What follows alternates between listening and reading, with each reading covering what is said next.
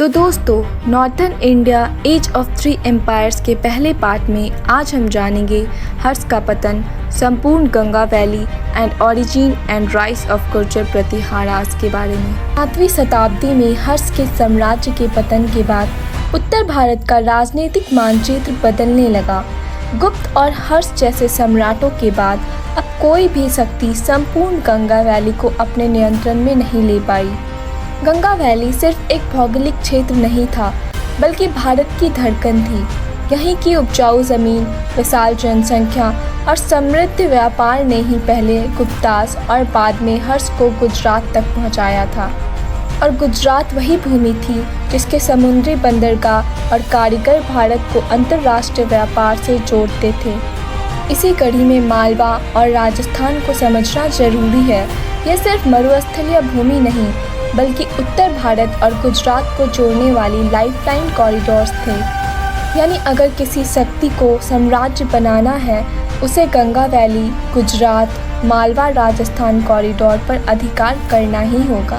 उधर दक्षिण भारत में चोलास उभर रहे थे। उन्होंने कृष्णा, गोदावरी और कावेरी के डेल्टा को अपने नियंत्रण में लेकर दक्षिण भारत की आधारशिला तैयार की। चाहे उत्तर भारत हो या दक्षिण, नदियों के डेल्टा और उपजाऊ मैदान ही साम्राज्य की ताकत बनते थे। 750 ईस्वी से 1000 ईस्वी के बीच भारत में 3 महाशक्तियां खड़ी हुई। पाल एम्पायर पूरब में बंगाल और बिहार के कन्नौज तक का दावा, प्रतिहारा एम्पायर पश्चिम और उत्तर में राजस्थान से कन्नौज तक, राष्ट्रकूट एम्पायर टकेन से उठकर उत्तर और दक्षिण दोनों दिशाओं में चुनौती। ये तीनों पाल्स, प्रतिहारास और राष्ट्रकूटास आपस में संघर्षरत रहे। भले ही ये लड़ रहे थे, पर हर एक विशाल क्षेत्रों में स्थिरता दी, कृषि का विस्तार किया, नहरें और तालाब बनवाए और कला साहित्य का संरक्षण किया। इसमें राष्ट्रकूटास लंबे समय तक टिके और सबसे प्रभावशाली बने। वे सिर्फ टकेन के शासक नहीं थे, बल्कि नॉर्थ और साउथ के बीच पॉलिटिकल और कल्चरल पूल बन गए। हर्ष की मृत्यु के बाद भारत में पॉलिटिकल कंफ्यूजन छा गया। कश्मीर का शक्तिशाली शासक ललितादित्य कुछ समय के लिए पंजाब और कन्नौज तक पहुंचा। कन्नौज का महत्व हर्ष के बाद और बढ़ गया था। कन्नौज को पाना मतलब था अपर गैंगेटिक वैली और उसके व्यापारिक खेती संसाधनों पर नियंत्रण। लेकिन ललितादित्य की शक्ति क्षणिक थी।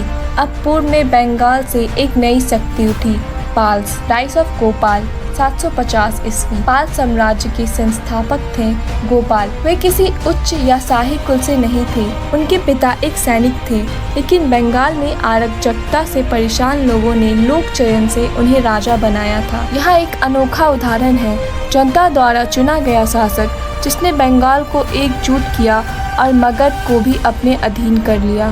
धर्मपाल 770 से 810 ईस्वी। The empire builder. गोपाल के बाद उनका पुत्र धर्मपाल आया। यहीं से शुरू होता है tripartite struggle, Palas versus Pratiharas versus Rashtrakutas. Kannauj के लिए धर्मपाल ने कन्नौज पर अधिकार किया और एक ग्रैंड दरबार आयोजित किया। पंजाब, ईस्टर्न राजस्थान और दूर दराज के छोटे शासक उनके दरबार में उपस्थित हुए। कुछ समय के लिए ऐसा लगा मानो धर्मपाल का प्रभुत्व नॉर्थ वेस्ट फ्रंटायर से लेकर बेरार और मालवा तक पहुंच गया। लेकिन यह वैभव टिक नहीं पाया। नागभट्ट तो मतलब प्रतिहारा ने पलटवार किया और मुंगेर के पास धर्मपाल हार गए। यहीं से नॉर्थ इंडिया, खासकर बिहार, ईस्ट यूपी, पाल्स और प्रतिहारास के बीच बोन ऑफ कंटेंशन बन गया। देवपाल 810 से 850 ईस्वी। Expansion beyond Bengal. धर्मपाल के पुत्र देवपाल ने ईस्ट की ओर ध्यान दिया। उन्होंने प्रयाग, ज्योतिषपुर, असम, उड़ीसा और शायद नेपाल तक अपना प्रभुत्व बढ़ाया। तिब्बतन क्रॉनिकल्स बताते हैं कि पाल्स ने बुद्धिज्म का अद्भुत संरक्षण किया। नालंदा यूनिवर्सिटी को धर्मपाल ने रिवाइव किया। 200 विलेज इसके मेंटेनेंस के लिए दान में दिए। और विक्रमशिला यूनिवर्सिटी, जो नालंदा के बाद सबसे प्रसिद्ध बनी, भी उन्हीं की देन थी। तिब्बत के साथ उनके गहरे कल्चरल संबंध थे। संत रक्षिता और दीपांकर मतलब अतीसा जैसे बौद्ध आचार्यों को तिब्बत भेजा गया। इससे एक नया बौद्ध परंपरा लामाइज्म जन्मी। Cultural diplomacy and trade. Palas सिर्फ आंतरिक शासन में नहीं, बल्कि विदेश नीति में भी सक्रिय थे। साउथ ईस्ट एशिया के शैलेंद्र, जावा, सुमात्रा, मलाया ने नालंदा में मठ बनाने की अनुमति मांगी। देवपाल ने 5 गांव दान दिए नालंदा अपकीप के लिए। यह बताता है कि बंगाल सिर्फ भारत का हिस्सा नहीं था, बल्कि ग्लोबल बुद्धिस्ट हब बन चुका था। और हाँ, बंगाल की समृद्धि सिर्फ धर्म से नहीं, व्यापार से भी आई। साउथ ईस्ट एशिया के साथ व्यापार ने बंगाल में सोने चांदी का प्रभाव बढ़ाया। यही पाल्स थे, भारत के पूर्वी का शक्ति स्रोत। लेकिन दूसरी ओर कन्नौज और पश्चिमी भारत में खड़े हो रहे थे Gurjara Pratiharas. Origin and rise. Pratiharas को कभी कभी गुर्जर प्रतिहारास भी कहा जाता है। इनकी उत्पत्ति का विवादित प्रश्न है। कुछ इतिहासकार मानते हैं कि ये फॉरेन ओरिजिन के थे, जबकि अन्य इन्हें इंडिजेनस इंडियन क्लैन मानते हैं। गुर्जर प्रतिहारा नाम से ही संकेत मिलता है कि इनका जुड़ाव गुर्जर रीजन, राजस्थान और गुजरात के आसपास का क्षेत्र से था। यहाँ प्रतिहारा शब्द का अर्थ है डोर कीपर या प्रोटेक्टर, और ये नाम इसलिए जुड़ा क्योंकि इनके एक लेजेंडरी एंसेस्टर लक्ष्मण ने लॉर्ड राम की सेवा में प्रतिहारी यानी द्वारपाल की भूमिका निभाई थी। Early rulers. सबसे पहले उल्लेख हमें मिलता है नागभट्ट 730 से 756 ईस्वी का, जिसने अरब आक्रमणियों को हराया और राजस्थान मालवा क्षेत्र में अपना कंट्रोल स्थापित किया। इसके बाद वत्सराज 775 से 805 ईस्वी और फिर नागभट्ट 2 805 से 833 ईस्वी आते हैं। नागभट्ट 2 ने कन्नौज पर अधिकार करने की कोशिश की। यही वह सिटी थी जिसे नॉर्थर्न इंडिया में सिंबल ऑफ सॉवर्निटी माना जाता था। कन्नौज की प्रेस्टीज इतनी बड़ी थी कि कोई भी राजा अगर इसे जीत लेता तो उसका साम्राज्य पॉलिटिकल लेजिटिमेसी प्राप्त कर लेता। यही कारण था कि तीनों साम्राज्य प्रतिहारास, पाल्स, राष्ट्रकूटास लगातार कन्नौज के लिए संघर्ष करते रहे। भोज 836 से 885 ईस्वी द ग्रेटेस्ट प्रतिहारा।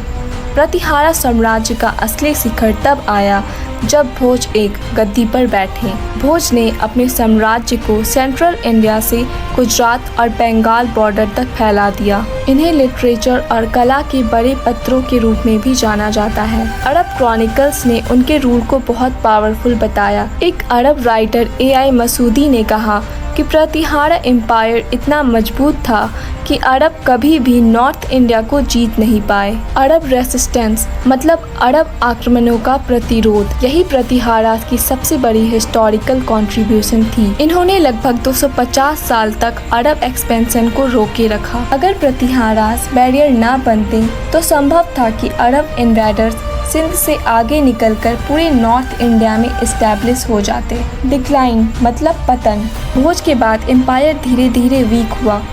बार बार एक युद्ध स्पेशली विद राष्ट्रकूटास और पाल्स ने रिसोर्सेज खत्म कर दिए। 10th सेंचुरी में जब राष्ट्रकूटास मजबूत हुए और चोलास साउथ में राइज करने लगे, प्रतिहारास कमजोर हो गए। फाइनली 11th सेंचुरी में जब गजानविद इन्वेजन्स हुए, तब तक प्रतिहारास केवल रीजनल पावर रह गए थे। प्रतिहारास की कहानी हमें यह बताती है कि एक डायनेस्टी केवल पॉलिटिकल पावर से ही नहीं, बल्कि कल्चरल डिफेंस से और रीजनल बैलेंस से भी डिफाइन होती है। कन्नौज का संघर्ष ही इस एंटायर एज की धड़कन था और प्रतिहारास ने इस संघर्ष में अपनी छाप छोड़ दी। तो आज के लिए बस इतना ही। जल्द ही मिलते हैं इसके अगले पार्ट में, जहां हम जानेंगे पाल्स और राष्ट्रकूटास डायनेस्टी के बारे में और उनका एनालिसिस करेंगे। अगर आपको ये कहानी इंटरेस्टिंग लगी तो लाइक बटन दबाना मत भूलना और शिक्षा 121 चैनल को सब्सक्राइब करो ताकि आप और भी मज़ेदार इतिहास की कहानियाँ देख सको। मिलते हैं अगले वीडियो में। जय हिंद।